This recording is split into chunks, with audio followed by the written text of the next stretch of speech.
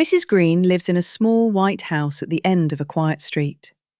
She is 70 years old and has kind eyes and white hair. She lives alone because her husband passed away many years ago. She likes her garden, but the house feels very big and empty. She has one son named Robert, who lives in a faraway city. Robert is a successful businessman and he works very hard every day. He has a wife and 2 young children, but Mrs. Green rarely sees them. He sends her money every month, but he does not visit often.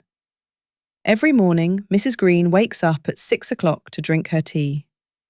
She sits by the big window in the living room and looks at the road. She watches the cars pass by and hopes to see Robert's black car.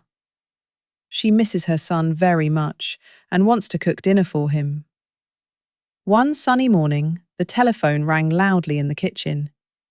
Mrs. Green ran to the phone and answered it quickly. It was Robert, and he sounded very happy on the line. He said, "Hello, Mother. I will come to visit you this Saturday." Mrs. Green felt a great joy in her heart when she heard this news. She smiled and asked, "What time will you arrive?" Robert told her that he would be there for dinner at 6 o'clock. She promised to make his favourite meal and hung up the phone. The next day, Mrs. Green began her preparations for the special visit. She wanted everything to be perfect for her son. She cleaned the windows and dusted all the furniture in the living room. She even put a vase of fresh yellow flowers on the dining table. On Saturday morning, Mrs. Green walked to the local market. The sun was shining and the birds were singing in the trees. She felt strong and full of energy because she was so happy. She needed to buy the best ingredients for Robert's dinner. She went to the butcher shop to buy a large chicken. Then she bought fresh carrots, potatoes, and onions from the vegetable stall.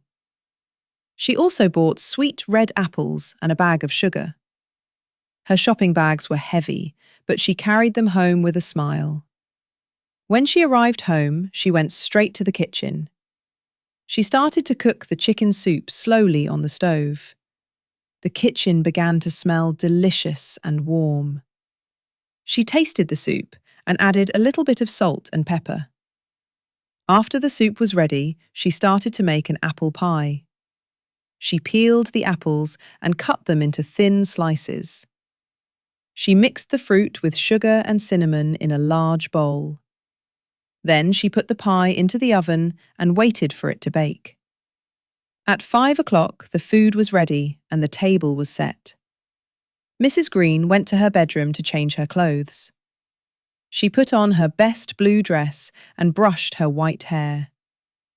She looked in the mirror and felt ready to see her son. She sat on the comfortable sofa near the window to wait. The clock on the wall showed that it was 5:30. She watched the road carefully for any cars. She imagined giving Robert a big hug when he walked through the door. 6 o'clock came, but the road outside remained empty and quiet. Mrs. Green stood up and looked out the window again. She thought that maybe there was a lot of traffic in the city. She decided to wait a little longer and sat back down. 1 hour passed, and the food on the table began to get cold. The sun went down and the sky outside turned dark. Mrs. Green started to worry about her son. She hoped that he was safe and not in an accident. At 7:30, the telephone rang again in the silence.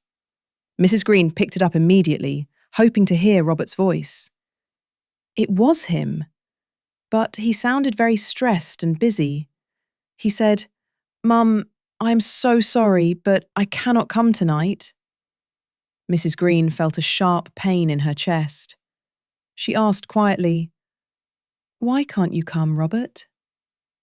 He explained that he had an emergency meeting at his office. He said he had to work late and could not leave the city. Tears came into Mrs. Green's eyes, but she tried to be strong. She said, "I understand. Work is very important." Robert promised to visit another time, Perhaps next month. Then he said goodbye quickly and ended the call. Mrs. Green sat down at the dining table alone. She looked at the cold chicken soup and the untouched apple pie. The house felt larger and quieter than before. She felt like she was not important to her own family. Suddenly, there was a soft knock on the front door. Mrs. Green wiped her tears and walked slowly to the door. She opened it and saw her neighbour, Sarah, standing there. Sarah was a young teacher who lived in the house next door. Sarah held a small plate of cookies in her hand. She saw Mrs. Green's sad face and frowned with concern. She asked gently, "Is everything okay, Mrs. Green?" She stepped closer to the older woman. Mrs. Green shook her head and looked at the floor. She whispered, "Robert is not coming tonight because he is busy." She could not hide her sadness from her kind neighbour. She felt very lonely and abandoned in that moment. Sarah put her hand on Mrs. Green's shoulder. She said, "I am so sorry to hear that." She looked into the house and saw the big dinner on the table. She understood that Mrs. Green had worked hard all day.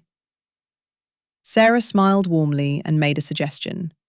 She said, "You have so much delicious food, and I am very hungry." She asked, "Can I eat dinner with you tonight?" Mrs. Green looked up and saw kindness in Sarah's eyes.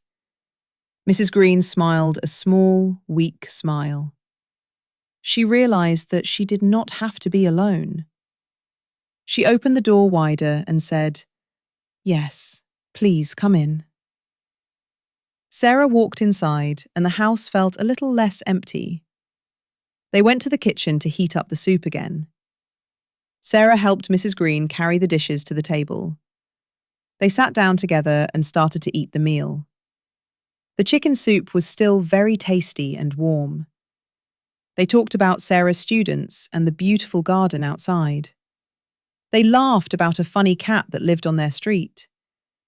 They ate the sweet apple pie for dessert. Mrs. Green forgot about her sadness for a while. At the end of the evening, Mrs. Green felt much better. She looked at Sarah and thanked her for the company. She realized that family is not just the people related to you. Family can also be the kind people who are near you.